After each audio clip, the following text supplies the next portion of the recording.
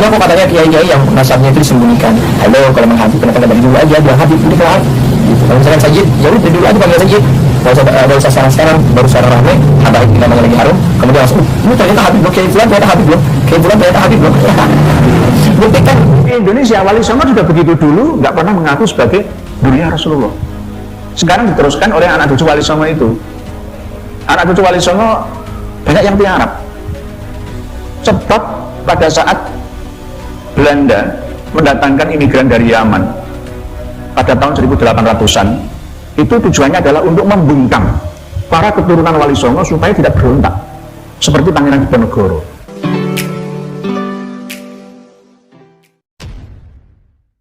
Assalamualaikum warahmatullahi wabarakatuh. Jumpa lagi dengan saya di channel Gagasan Progresif 79, sahabat sebangsa dan setanah di mana saja Anda berada. Kali ini kita akan mengulas kembali ya terkait dengan habaib. Dan kali ini ada sebuah video dari seorang kiai dari desa. Ini kemudian mengulas kenapa dulu keturunan Wali Songo itu tidak menampakkan dirinya ya sebagai habaib, ya karena memang masa itu Belanda mencoba membungkam dan siapapun yang diketahui itu akan ditangkap. Sebagaimana kita tahu bahwa para keturunan Wali Songo inilah yang kemudian gencar melakukan perlawanan terhadap Belanda. Ya tentu kita ingat ya bagaimana Pangeran Diponegoro yang luar biasa perlawanannya, dan dia kan adalah salah satu dari keturunan itu.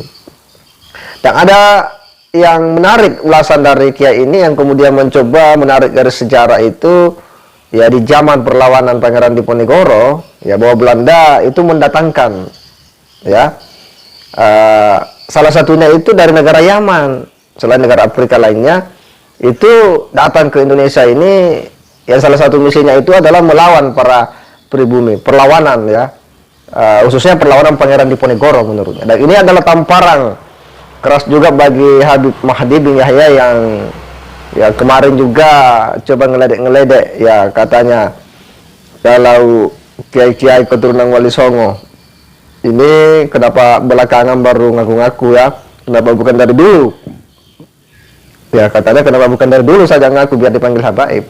Dan itu pun sudah disanggah oleh Said Zulfikar ya, salah satunya karena itu tadi bahwa kalau ketahuan akan ditangkap oleh Belanda. Nah ini makin diperjelas oleh Ustadz ini ya, seperti apa ulasannya kita coba simak dulu sama-sama. Jadi nggak ada lagi panggil kiai-kiai lagi, langsung panggil Habib. Jadi jangan dipelintir. Banyak kok katanya kiai-kiai yang nasabnya itu disembunyikan. Halo, kalau emang Habib kenapa nggak dari dulu aja bilang Habib udah kelar. Gitu. Kalau misalkan Sajid, ya udah dari dulu aja panggil Sajid. Gak usah sekarang, baru sekarang rame, Habaib ini namanya lagi harum, kemudian langsung, ini ternyata Habib loh, Kiai Fulan ternyata Habib loh, Kiai Fulan ternyata Habib loh. Buktikan datanya hadirkan, terus datang ke Rabitul Alawiyah Musyawarah dari situ, isbat dari situ, ya bener nggak Habib, masuk nyambung nggak nih keturunan Nabi kan? Kiai-kiai Zuriyah Wali Songo ini tidak butuh pengakuan, apalagi kepingin diakuin sebagai Habib, diakuin oleh Rabitul Alawiyah, nggak butuh pengakuan. Biasanya benar-benar Zuriyah Rasulullah itu tidak pernah mengaku-ngaku sebagai Zuriyah Rasulullah. Contohnya adalah para syarif, para sayyid. Syekh Abdul Qadir Al-Jailani itu syarif dari jalur Sayyidina Hasan, tapi tidak pernah beliau mengaku sebagai saya keturunan dari baginda Rasulullah Shallallahu Alaihi Wasallam. Nggak pernah ngaku seperti itu. Di Indonesia Wali Songo juga begitu dulu, nggak pernah mengaku sebagai Duriya Rasulullah. Sekarang diteruskan oleh anak cucu Wali Songo itu. Anak cucu Wali Songo banyak yang tiarap. Sebab pada saat Belanda mendatangkan imigran dari Yaman pada tahun 1800-an, itu tujuannya adalah untuk membungkam para keturunan Wali Songo supaya tidak berontak seperti Pangeran Diponegoro. Itu taktik Belanda, ingin menginjak harkat dan martabat masyarakat Jawa, khususnya Indonesia Nusantara pada umumnya. Ingatlah kita akan perang Diponegoro. Perang Diponegoro itu perang Jawa terbesar, dimulai tahun 1825 sampai tahun 1830. kompeni Belanda sampai keteteran. Yang tewas di pihak Belanda itu 8 ribuan tentara kompeni Belanda asli. Yang 7.000 itu tentara pribumi, campuran dengan tentara dari Ghana, Afrika, Londoireng. Jadi kalau ada istilah Londoireng, memang pada waktu itu kompeni Belanda mendatangkan tentara bayaran dari Afrika, Ghana, Sudan, ya, Somalia, Ethiopia, bergabung dengan tentara pribumi Jawa, sama-sama orang Jawa. Jadi musuhnya Pangeran Diponegoro itu tidak hanya kompeni Belanda Ghana saja, tapi sesama orang Jawa. Bahkan tentara dari Bugis, para Jawara-Jawara itu dibayar oleh kompeni Belanda untuk menumpas perang Jawa, menumpas Pangeran Diponegoro dan pengikut-pengikutnya. Yang tewas dari pihak Pangeran Diponegoro antara milisi, tentara, dan sipil itu 200.000 orang Jawa mati, sebagian besar dibunuh oleh sesamanya sendiri, pribumi sendiri. Jadi jangan heran kalau di YouTube itu ada pribumi yang mau diadu domba.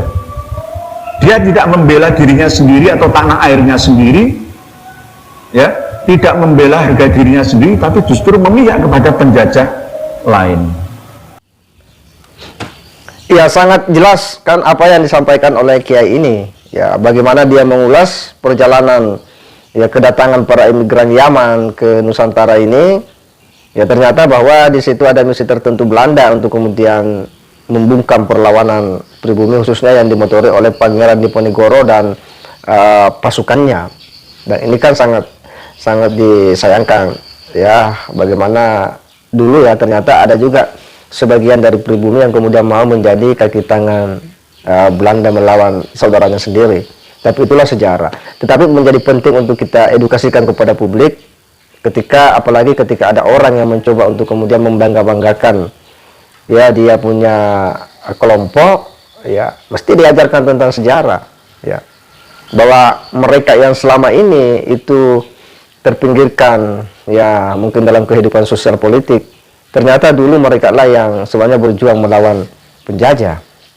Dan edukasi seperti ini yang disampaikan oleh Pak Kiai ini betul-betul penting ya untuk kita ketahui bersama, bahwa ya orang pribumi ya jangan mau dimanfaatkan ya oleh orang-orang atas dalih-dalih nasab lah dan sebagainya. Menghormati tentu iya, mencintai iya, tetapi kemudian jika itu digunakan untuk hal-hal tertentu, untuk mendominasi ya dan sebagainya, ya tentu ini harus dilihat secara kritis. Dan sekali lagi bahwa apa yang disampaikan oleh Kiai ini sekaligus menjadi peringatan keras ya, khususnya bagi Habib Mahdi yang kemarin-kemarin itu ya meledek ya.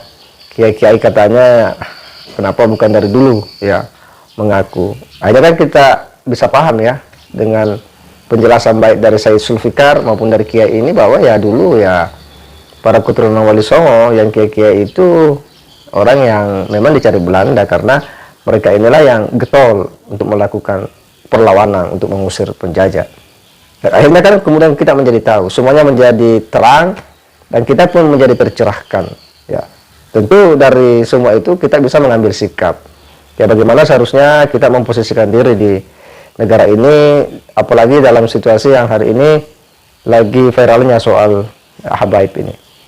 Saya kira demikian. Wassalamualaikum warahmatullahi wabarakatuh.